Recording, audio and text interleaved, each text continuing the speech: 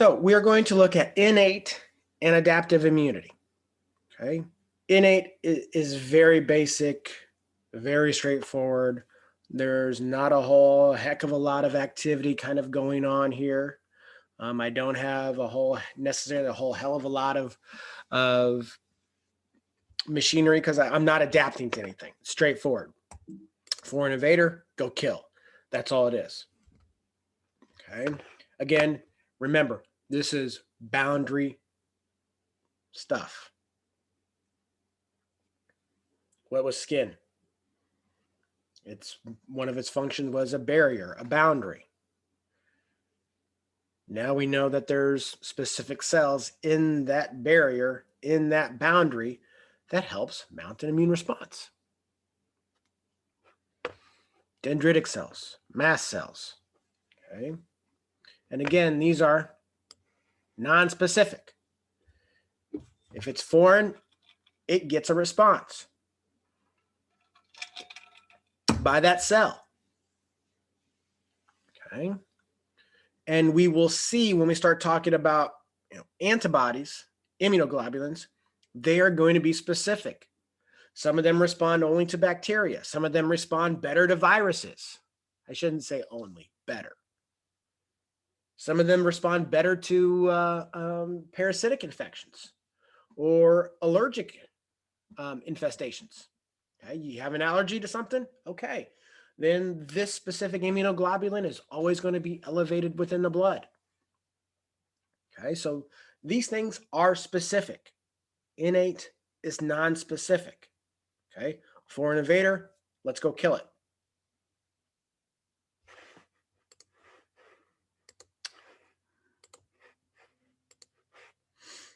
Okay, we have basically 3 lines of defense, like I talked about. 3 lines. The third one is antibodies. If you want to say the third line,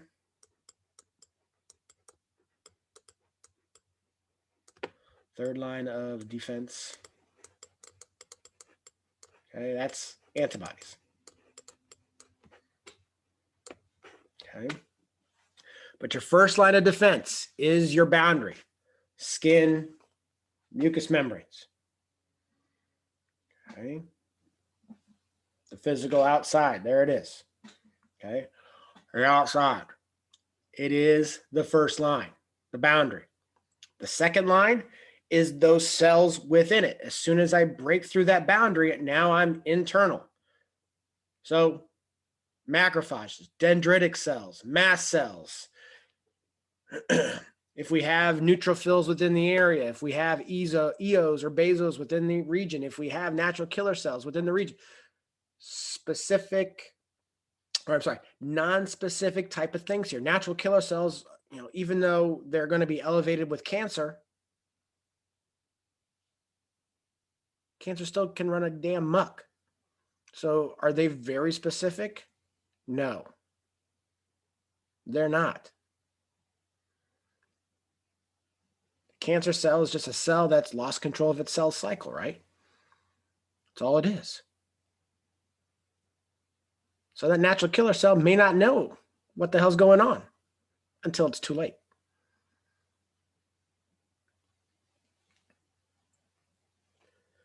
Cytokines can release a number of different chemicals. There are interferon, complement, all right? Those are some of the other chemicals that can get released in this. What do you think complement does? What does that word even mean?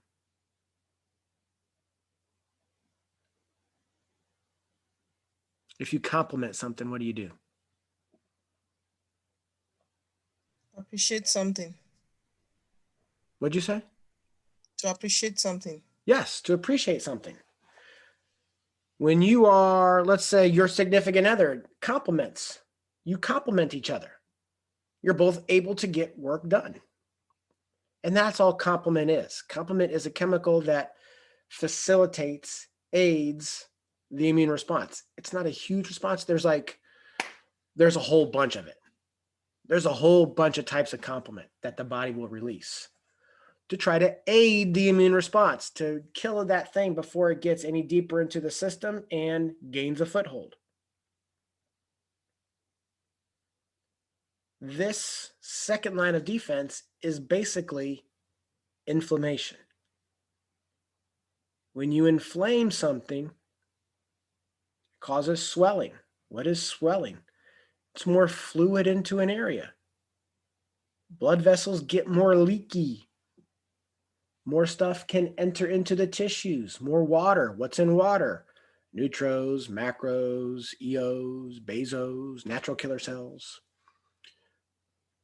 So it allows more of these immune cells to come into the area to mount an immune response. Inflammation is innate. It doesn't have to be learned. It does not have to be learned.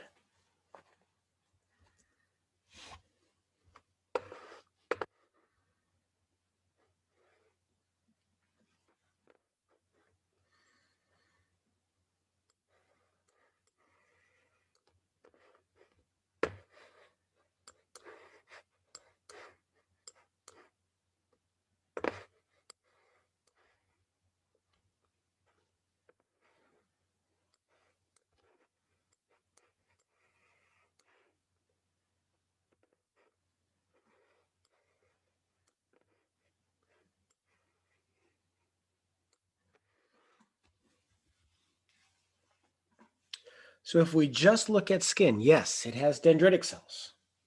Okay? But on the surface of your skin, there is bacteria that lives there. It's normal. It's okay. It secretes some stuff to kind of help prevent growth of bacteria that shouldn't be there. Dermacidin is probably the most common antimicrobial substance that your body secretes. So if you want to remember one, sure, there's one. Okay. Lysozyme, that's a general one. I think we talked about that way back at the beginning when we talked about cells and a lysosome. Lysosome contains lysozyme, just a general type of digestive enzyme, not very specific. Defensins, generally no one remembers. I did not ask a question about it on the exam. What would sebum do?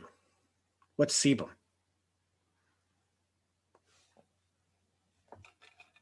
It's released from the sebaceous glands. It's oil.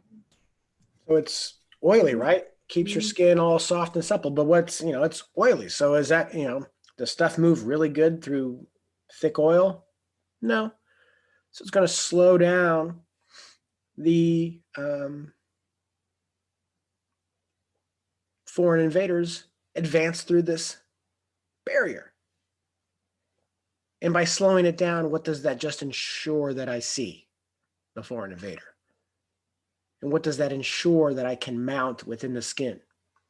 The immune response. Mucus does the same thing in mucous membranes. Okay? Mucus does the same thing in mucous membranes. Helps to slow it down so I can see the foreign invader before it has a chance to get through the skin and the connective tissue and get into the blood and get down into tissues and organs within the body. Slows it down. Allows us to mount an immune response.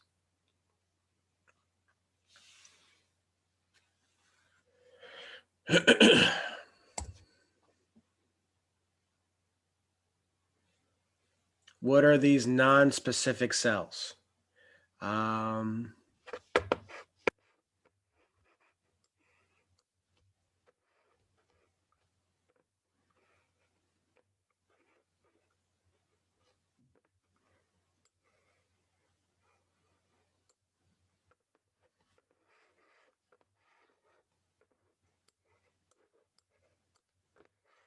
want to highlight a few things here.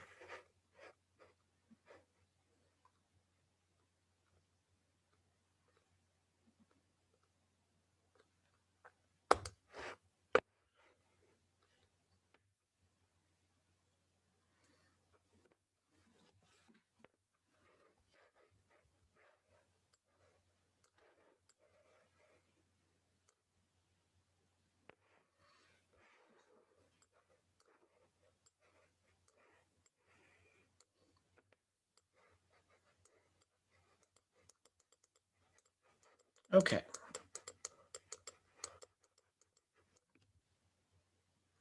Glycocalyx, got a question. Glycocalyx is just a sugar coat. So it's going to be the sugar coat, which is going to be more of antigen markers. Okay. And that glycocalyx is on different bacterial surfaces. Okay. So it's going to be their antigen markers.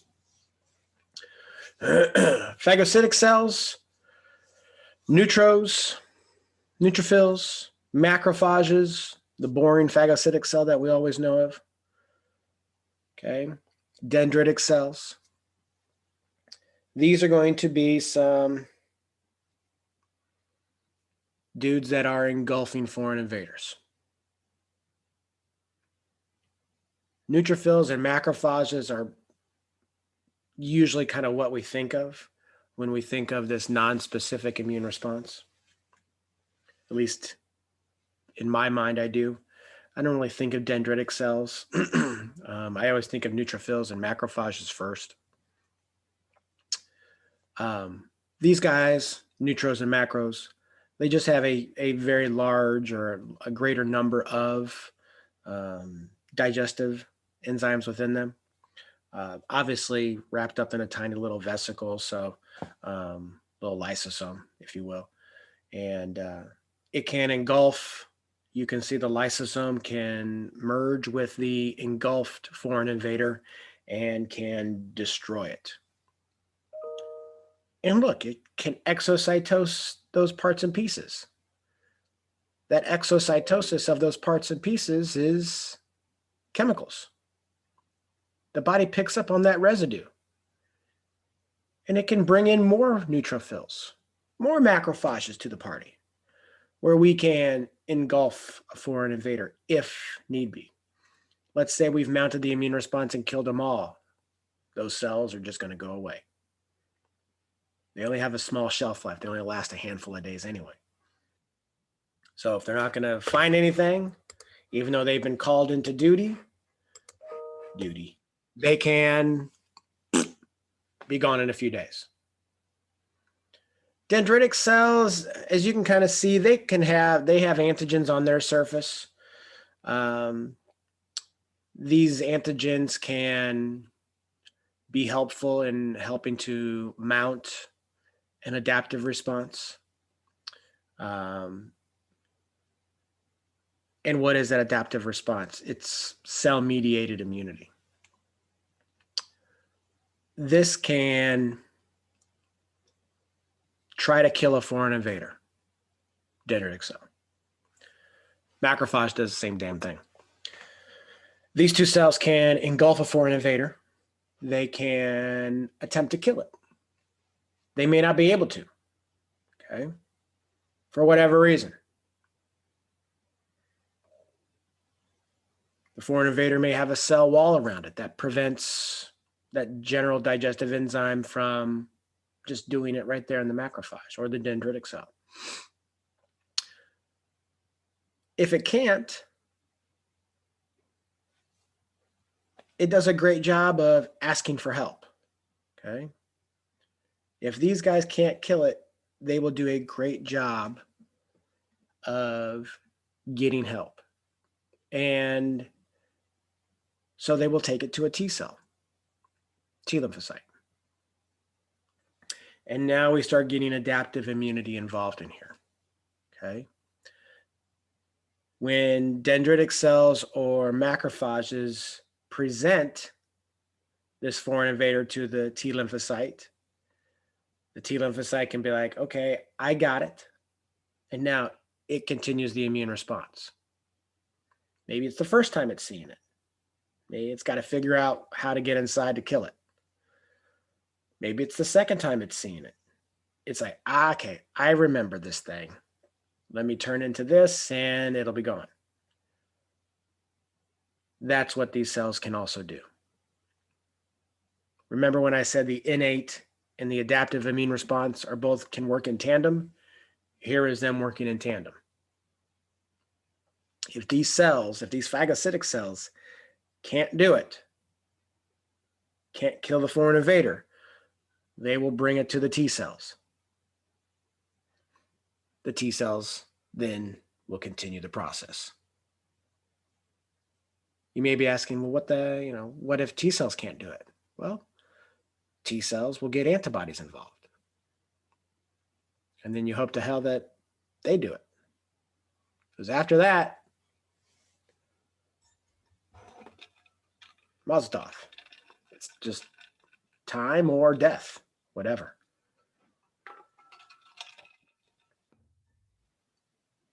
But this is non-specific. Macrophage, dendritic cell, neutrophil even, just a general digestive enzyme is within it. Okay, and that may not be enough. Anything that enters, these things can engulf.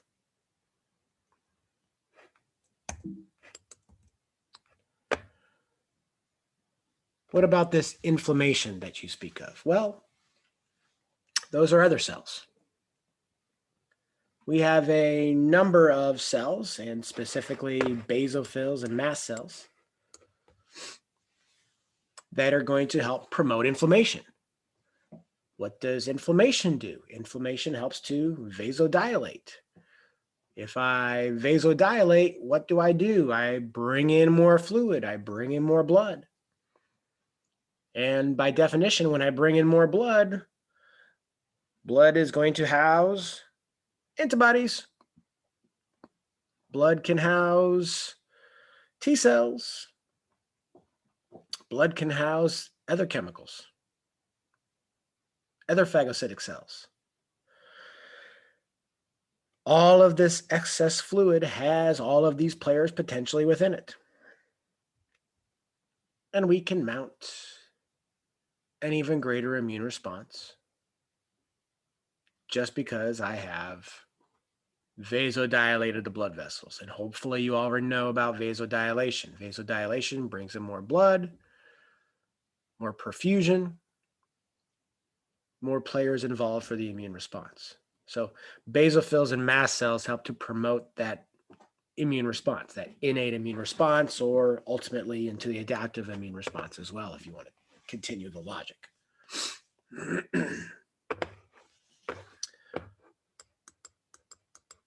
The two major secretions here, guys, are histamine and heparin. And remember, white blood cells, one of their properties was chemotaxic, right? They're attracted to the chemicals. So these guys will go in to where the chemicals are located. Those immune cells are releasing chemicals. So these basophils and mast cells will go to that region of the infection. I don't want inflammation in a random part of my body if there's no infection there. So white blood cells, one of their characteristics was they were chemotactic. They're attracted to the chemical. So they go into where that infection is. Basophils release histamine and heparin. This increases vasodilation. More blood can come in. It increases the permeability, because it's one thing for blood to come into the area, but I want to get all that dang fluid that has all of these defensive capabilities within it to get into the tissue. So histamine also allows permeability. I have a foreign invader that's broken through a barrier. So maybe there's a crack in my skin. What do I not want to do? I don't want to have the blood clotting process even remotely try to work. Because what would the blood clotting process do? Prevent all this stuff from coming into the area. So we have heparin, and it's an anticoagulant. So even though there's a crack in the defense, which means could potentially be a crack in a tiny little capillary out there, we could have a small blood vessel, not necessarily the capillary. Okay. As soon as we have breakage of a blood vessel wall, what happens? We have the coagulation process, right? The hemostasis process. Okay, and that first step was vasospasm and slowing down of blood into the region. Heparin is just there to ensure that I don't slow blood flow into the region. That is it. Okay, that is it. And those would probably be asked on the exam. Multiple choice, but still. Histamine. There's also echinosoids as well. They are pro-inflammatory. They are a fat derivative, and they also kind of help promote inflammation as well. I'm just asking about histamine and heparin, though.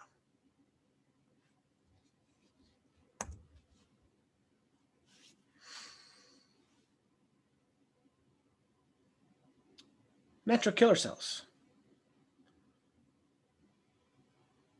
If a cell is non-functioning,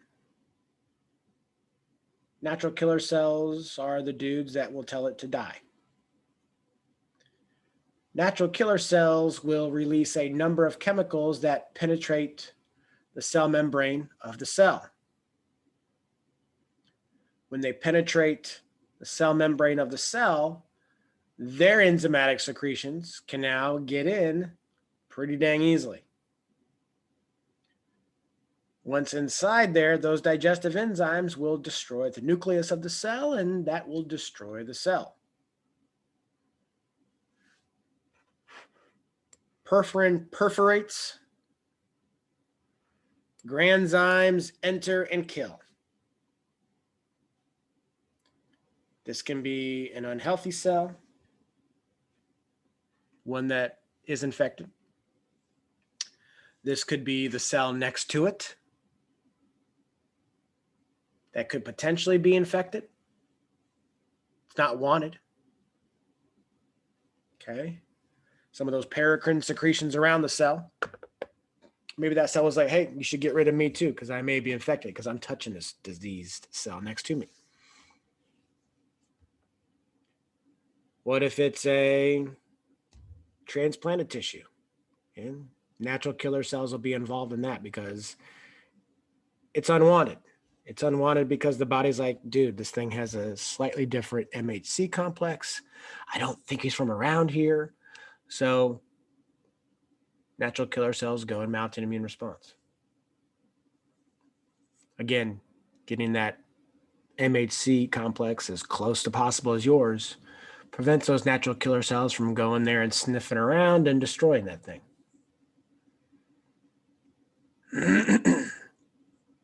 They're referred to as immune surveillance cells.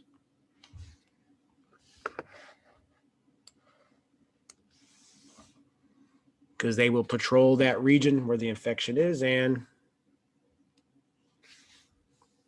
mount.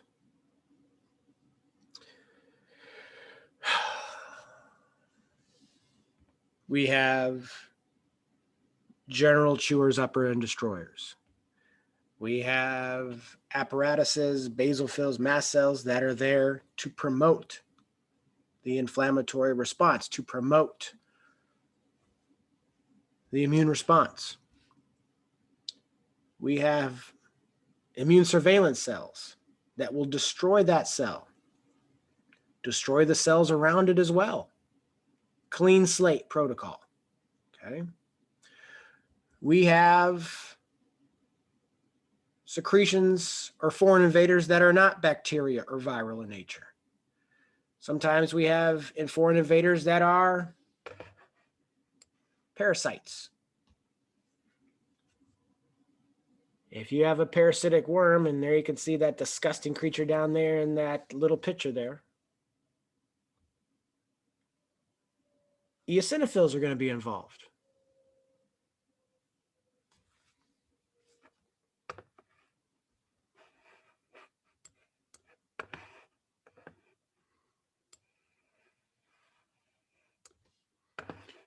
They can be involved in allergic responses.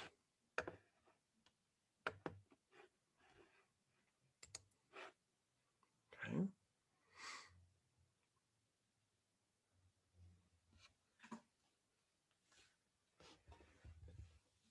And they try to kill that thing off.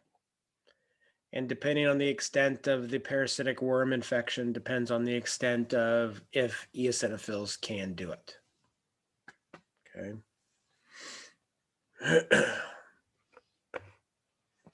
Again, chemicals that try to penetrate that outer boundary of the parasitic worm and get their enzymes down within it to destroy it. Lovely thought. Okay. Do natural killer cells specifically destroy the foreign invader, or can they kill good cells as well? Yes to both. Okay. When a foreign invader occurs, it's within a cell. Will it perforate that cell and destroy that cell, thus killing the foreign invader? Yes. Can it destroy the cells around it as well that may not necessarily have an infection? Yes. Can it just destroy a cell that has been implanted in you from something else? That would be technically good. It's not infected, but it's not you. If it's not you, it's a foreign invader. So can it destroy that cell as well? Yes. And as long as there's a blood supply, those natural killer cells can do that. Cornea transplants can happen all the time, right? Because there's no blood. They're avascular. So that's why they can be transplanted with ease. The body doesn't see it. If there's no blood, the body doesn't see it. Okay, so if we transplant tissues, obviously blood is involved. These natural killer cells can see it and kill it. That's why we try to get as close to compatibility as possible.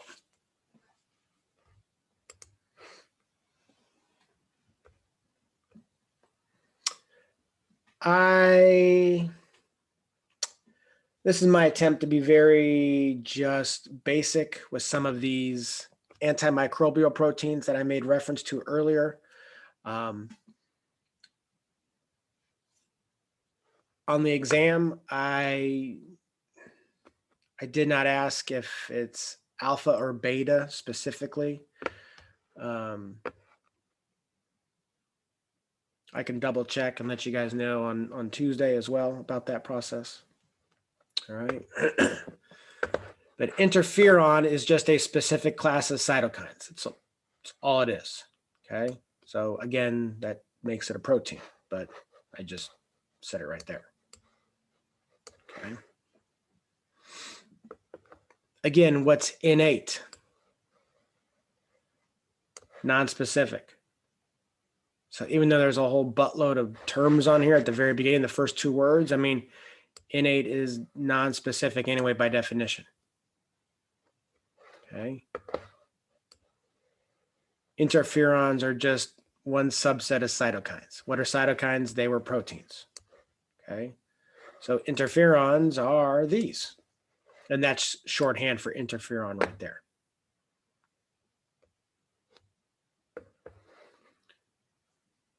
We have secretions that can promote death.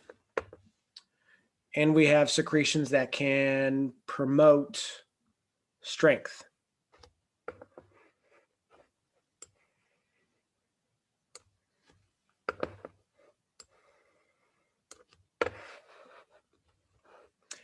Interferons can be produced both by leukocytes, white blood cells, right? As well as virus-infected cells. We have chemicals that say, hey, come here and destroy me. And now I have another set of chemicals that say, hey, come here. Look what I have inside of me. These are these paracrine secretions that I made reference to earlier.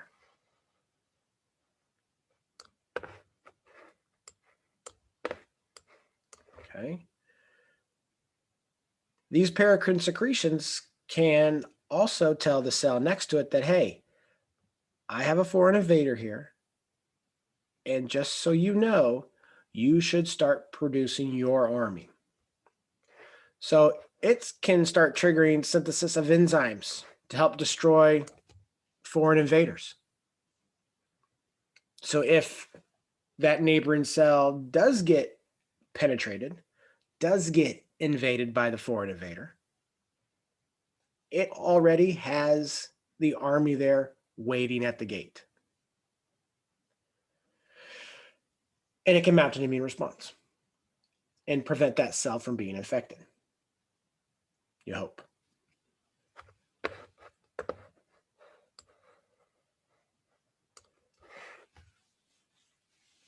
These protein secretions will also tell those natural killer cells that we just talked about, hey, come here, kill me.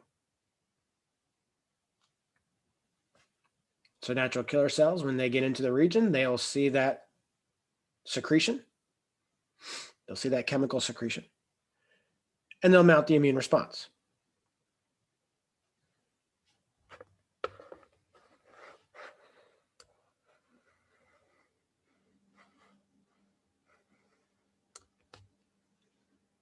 We also have interferon that can be stimulated to just call it macrophages as well. Okay. So not only can cytokines produce proteins that aid in the defense of the body, how do they do that? They do that by telling the guy next to me, the paracrine secretion method, that, hey, I have a foreign invader in me. Start producing some stuff to fight this thing off because it's going to come over to you. Interferon A and B, alpha and beta. Not only does it tell the guy next to me, but it also sends an endocrine secretion out that triggers natural killer cells to come into the area. It sees the chemical secretion and says, I see you, infected cell. Now you must die. There's an interferon that gets secreted that calls in basically macrophages. And macrophages are a general chewer-upper of stuff. And it can help to destroy the infected cells around the region as well. So what are interferons? Interferons are proteins. They're a secretion of the cell. It's just a subset of those cytokine secretions that I made reference to earlier. They have multiple different types of interferon. A and B are going to be released by leukocytes.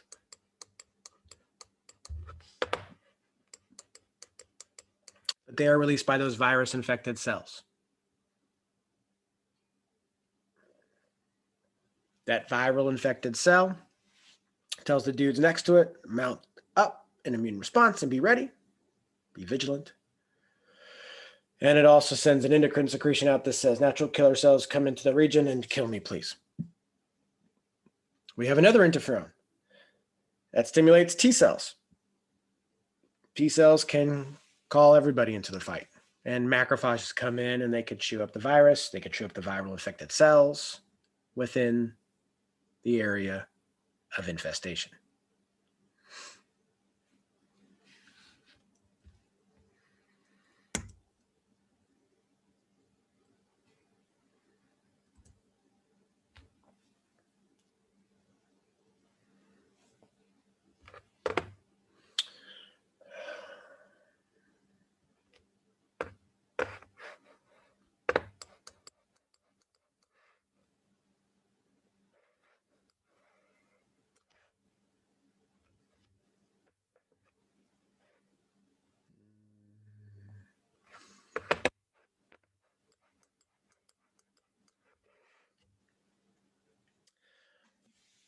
The major aspect of complement is what it does. It complements an immune response. Complement is made by the liver really continuously, which is kind of unique. As you can see, it's just signified with a C. I think there's like, oh, it's right there, 30 different ones, which is a lot. And I'm not asking anything. The stuff that generally gets asked on board exams when it comes to complement is what it does.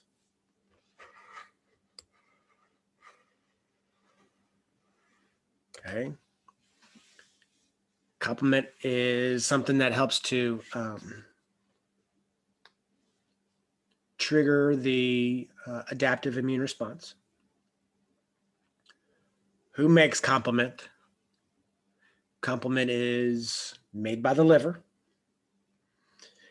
And for the most part, complement works by binding to a foreign substance, which says it's basically putting up a flag for the antibodies to say, come here, bind to me, and let's kill this sucker. That's all complement does. That is basically all what complement does. I have an alternative pathway there. I mean, it's that glycocalyx, that polysaccharide coat. It can also bind to that, or a fungal cell wall if you have a fungal infection. It can do that as well. But 8 times out of 10, it's this pathway right here that the majority of people think of and gets asked about on board exams in the past. Complement made by the liver helps antibody involvement. So it helps the adaptive immune response. Okay. And all it does is attach to the foreign invader. And as this foreign invader gets into the blood and starts moving around, it's the flag on top of the foreign invader that says, hi, antibodies, we're over here. Come kill us. So the antibody will attach to that complement, attaching to that foreign invader, mounting immune response against that foreign invader.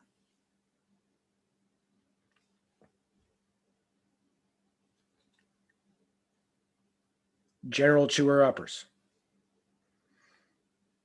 Inflammation, vasodilation, immune surveillance, various different types of secretions, interferons, complement. All these chemicals being released into the blood to mount the immune response. That's all innate is. We are calling in all of these guys in to kill this foreign invader. And this all happening like that. As soon as a dendritic cell or a mast cell sees it, they'll call in neutrophils, macrophages. They start to call in all these things.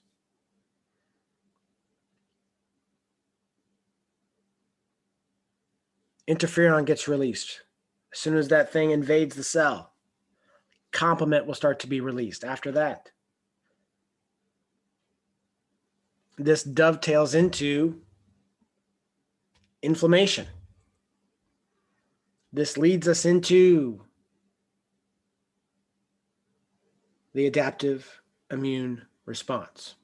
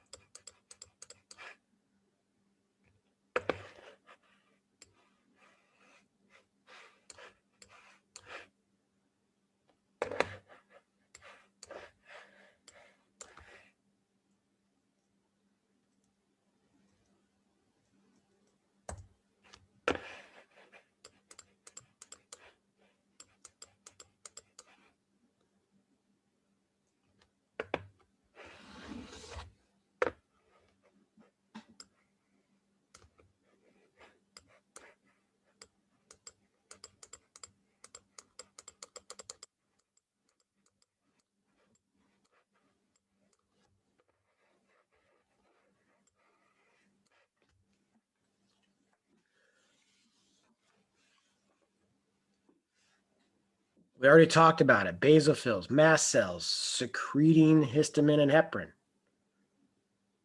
Vasodilating, increasing permeability. More things can come into the region to mount an immune response.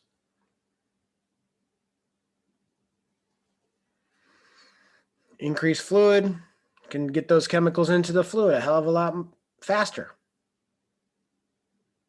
Calls in leukocytes, calls in all of these white blood cells. with just this foreign invader and the inflammation that happens right there within the tissue. Chemotaxis, diapedesis. Able to stick to it because, I mean, this blood's moving through the region, right? So not only does it attract it to the chemicals where the infection is occurring, but it's able to stick to that infected cell, liquefy itself, diapedesis, and enter into the tissue.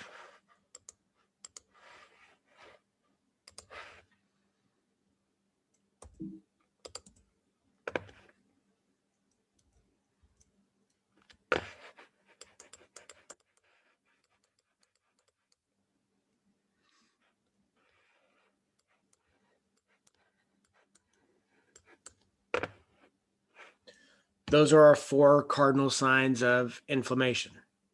Redness, due to increased blood flow. Heat, more blood, more fluid, more inflammatory components come in there, all mounted an immune response. That means increased metabolic activity. Swelling because of all of that fluid into the tissue.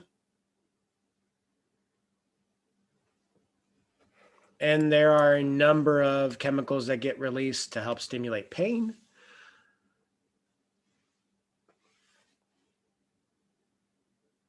Why would we want pain?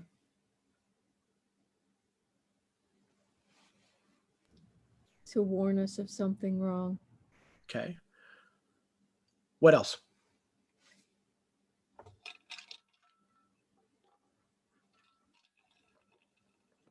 What is one way that we can move fluid through the system on the venous side?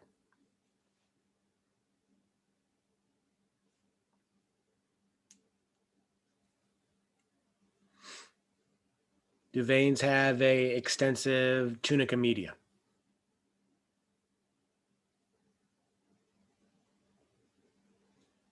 Yes or no? No? No, right? They're not pulsable. They pulsate a little bit, but right, it's the arteries that are pulsable. That's what you feel. If you puncture an artery, I mean, have you ever seen somebody puncture their artery or on TV? It squirts out, right? Whoosh, whoosh. But when you do it on a vein, it just meh, comes out, right? So it doesn't have a very big tunica media. So how did we ensure blood flow occurred on the venous side of the system? We have valves. What else? What are 2 other pumps, if you will, to help keep fluid going forward through the system? Well, heart rate, I mean, the heartbeat. Are you talking about increasing the heart rate? Are the veins a high pressure system or low pressure system? Low. Okay.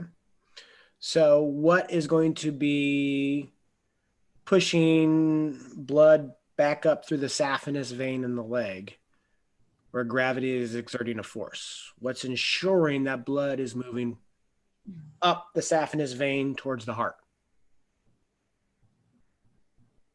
We have 2 types of pumps within the body that the venous system uses to ensure blood flow moves forward through the system. What are those 2 pumps?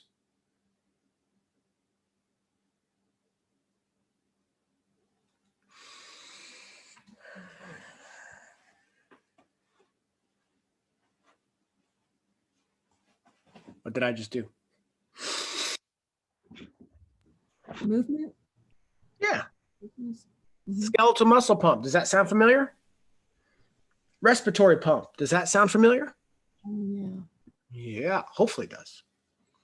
If not, it will after this damn weekend. When you are in pain, are you going to move around? Sometimes. Well, you're a mom. You got to. Let's say you roll your ankle. It swells and inflames. It's painful as hell. Are you going to go around and start walking on that foot normally?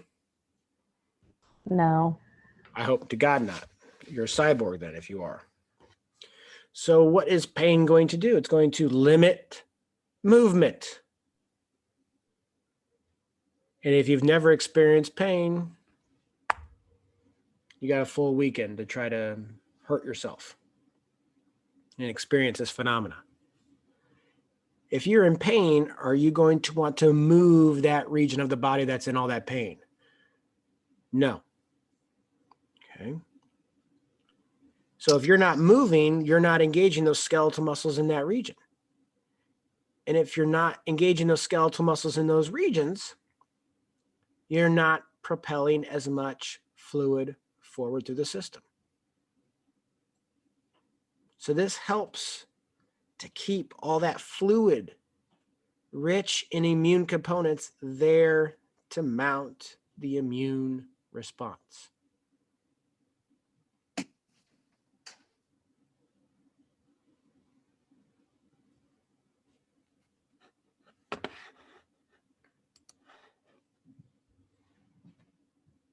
Okay. So that's why pain's there. Because pain doesn't really, yes, there's other, secretions that are there to kind of help further the immune response. But really, from a pain standpoint, it's limiting movement. Right? Limiting movement. And that limits the flow of fluid out of that system. Put a compression on, you limit the amount of inflammation. Put a compression on the region, you help to get rid of inflammation. Okay. So there's a number of things that kind of go hand in hand there. So what are the cardinal signs of inflammation? That's always a fantastic question on the exam. I double starred it for a reason. Okay. What does redness mean, though? Increased blood flow. What does heat mean? It's increased metabolic activity as your body, as your cellular components in that region there of the body trying to mount the immune response. Swelling, permeability of those capillaries, of those blood vessels in that region. All that fluid leaves the capillary, enters into the tissue. Swelling, which really also limits movement as well. But in this case, we're getting all of those immune components from the blood into the site of infection. All of this helps to limit function, which is fine for a few days. Anything above 10 days of just the inflammatory response occurring is chronic in nature, and it is detrimental. That's not positive. That's not conducive. That means your body's not winning the war with that foreign invader. And it could also indicate further damage going on inside as well.